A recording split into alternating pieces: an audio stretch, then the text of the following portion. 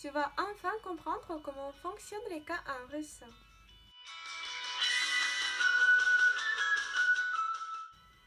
Salut, привет, c'est Diana, ton professeur de russe. Je suis très contente de te retrouver dans cette nouvelle vidéo où on va parler des cas en russe. Je vais t'expliquer le système des cas en russe et donner les exemples de l'emploi de chaque cas. Tu pourras retrouver tout le vocabulaire employé dans cette vidéo sur ma page Facebook. Je vais laisser le lien dans la description de la vidéo. Et n'hésite pas à t'abonner à ma chaîne YouTube et à mettre le pouce bleu pour me soutenir. Ça me fera très plaisir, je t'assure. Et maintenant, il est le grand temps de passer au cas. La première question, c'est à quoi sert la déclinaison? La déclinaison, elle consiste à changer la désinence d'un mot, c'est-à-dire à changer un segment variable d'un mot russe. Et comme en russe, il n'y a pas beaucoup de prépositions, s'il y en a beaucoup, mais en français, on utilise toujours les prépositions à, de. En russe, ça n'existe pas et on a élaboré le système de cas. Et les cas, les désinences, c'est-à-dire les terminaisons des mots, elles assurent les liens logiques des mots dans une phrase. C'est-à-dire les cas et les désinences en particulier, elles permettent de savoir quel rôle joue le mot dans la phrase.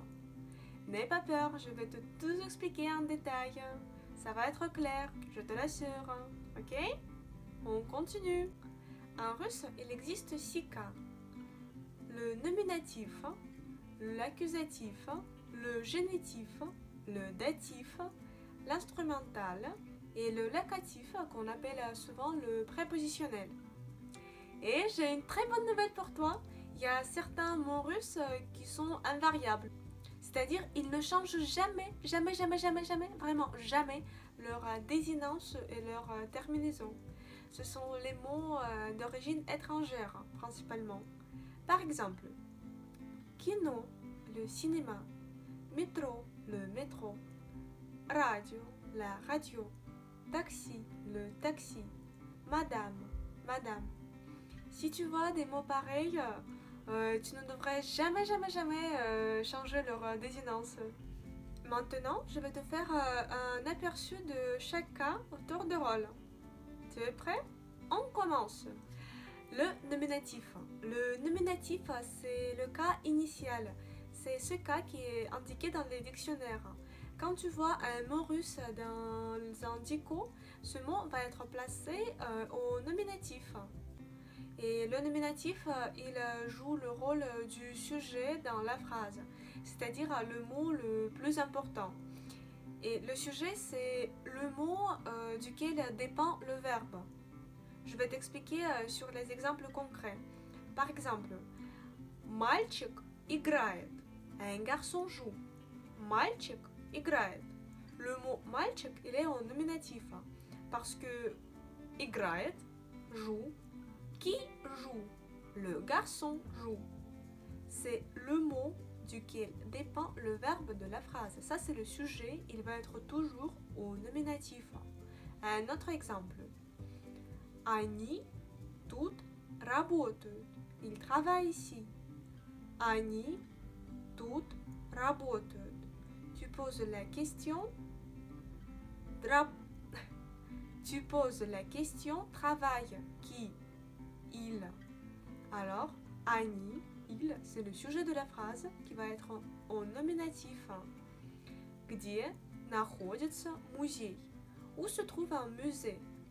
Где находится музей? Alors maintenant, c'est à toi de définir le sujet de la phrase. C'est quel mot? Oui, c'est musée. Parce que se trouve quoi? Le musée. Le mot musée est en nominatif. Le cas suivant, c'est l'accusatif. L'accusatif désigne le complément d'objet direct, le COD. Je vais t'expliquer de façon compréhensible qu'est-ce que c'est que le COD et comment le trouver. Mais il faut être très attentif et m'écouter jusqu'à la fin, ok? N'arrête pas la vidéo, écoute et tu vas comprendre. Qu'est-ce que c'est qu'un COD, ce terme magique et mystérieux? Alors, le COD, c'est l'objet sur lequel s'exerce l'action exprimée par un verbe. Je répète, le COD, c'est l'objet sur lequel s'exerce l'action exprimée par le verbe. Pour trouver un COD, il faut chercher un verbe et poser les questions à partir de ce verbe. Par exemple, il apprend le russe. Il, c'est sujet. On l'a déjà appris, ça va être en nominatif. Il apprend le russe. Он учит русский. Apprend. Qu'est-ce qu'il apprend? Русский. Le mot русский va être un accusatif parce que c'est l'objet sur lequel s'exerce l'action exprimée par un verbe. Souvent, ce mot accusatif, il suit le verbe, il le suit directement et ça s'appelle COD, complément d'objet direct. Ça signifie qu'il suit directement le verbe, il n'y a aucune préposition et ce sera facile de le trouver. Un autre exemple. Я люблю природу. J'aime la nature. Я люблю природу. Я, ça va être le sujet de la phrase en nominatif. Et j'aime quoi? Tu poses la question à partir du verbe. Pour trouver le sujet, tu regardes le verbe et tu cherches un mot qui va être plus important que le verbe. Et le COD, le verbe est plus important que le COD. J'aime la nature. Qu'est-ce que j'aime? La nature. La nature, ça va être le COD, complément d'objet direct. Direct, parce qu'il n'y a pas de préposition, il s'attache directement au verbe. J'espère que c'est plus clair pour toi maintenant. Un autre cas, c'est le génitif. Le génitif, il désigne l'appartenance. C'est-à-dire, un objet appartient à un autre objet ou à un être vivant. On va voir les exemples. Ручка Сильвана. Un stylo de Sylvain. Ручка Сильвана. Et tu vois que le stylo, il appartient à Sylvain. Et pour ça, Sylvana, on met le prénom au génitif pour désigner l'appartenance. Un autre exemple. Книга моей сестры. Le livre de ma sœur. Книга моей сестры. Le livre de qui? Моей сестры. Моей сестры va être au génitif.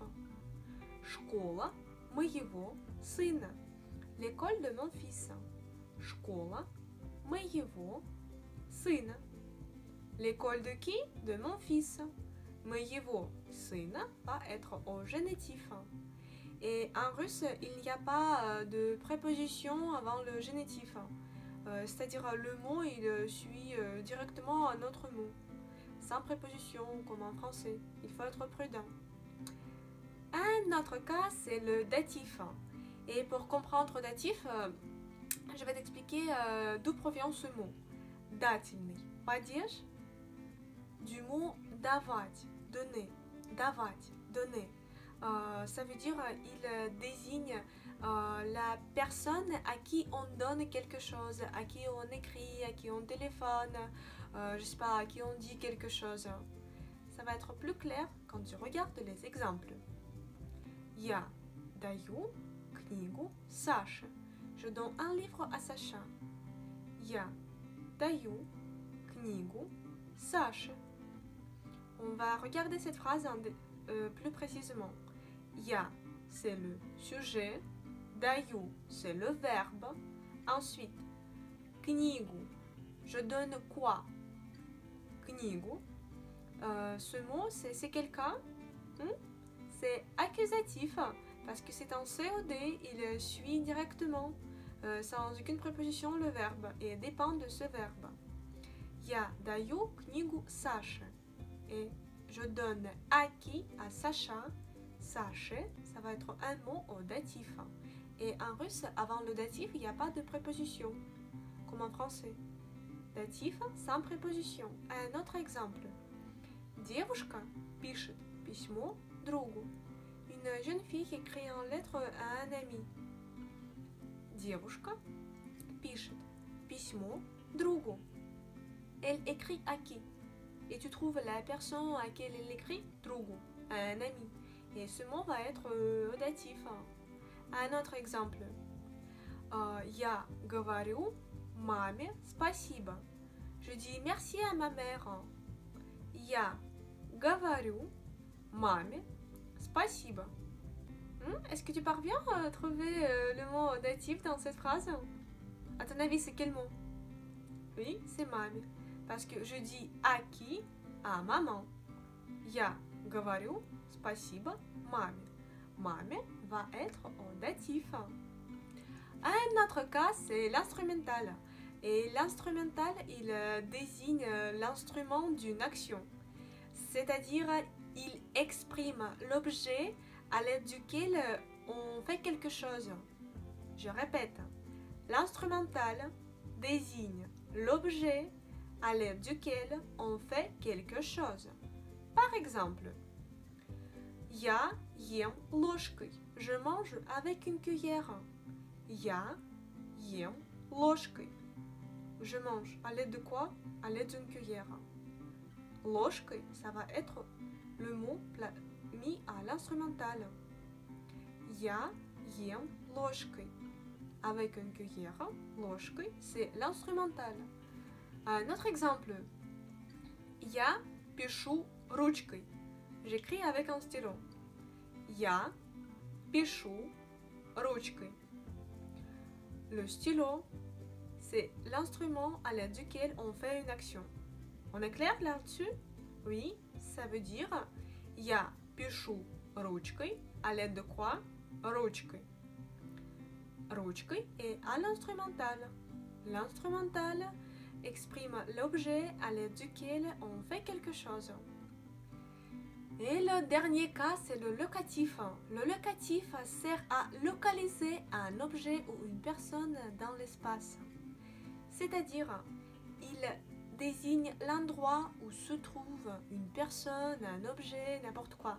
Il désigne un endroit, toujours un endroit, le locatif.